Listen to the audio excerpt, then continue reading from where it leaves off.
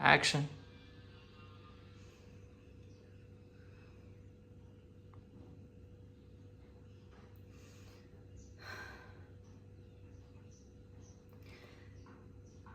ત્રણ વર્ષથી અમે સાથે હતા, પણ છેલ્લા 1 વર્ષથી અમને મારી સાથે ફાવતું જ નથી. દરેક વાતમાં ઝઘડો.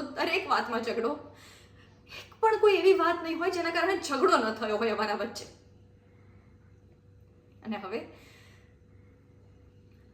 હવે તો વાત ડિવોર્સ સુધી પહોંચી ગઈ છે. ઘણા પ્રયત્નો કર્યા હશે મેં, પણ એમનો કોઈ રિસ્પોન્સ જ નથી. તમે નચાવો એમ નાચ્યા છે એટલે અત્યારે આ તકલીફ થાય છે. એ ગણીને 2 વાત માની હશે મારી, એમાં તો નચાવી એમ નાચ્યા.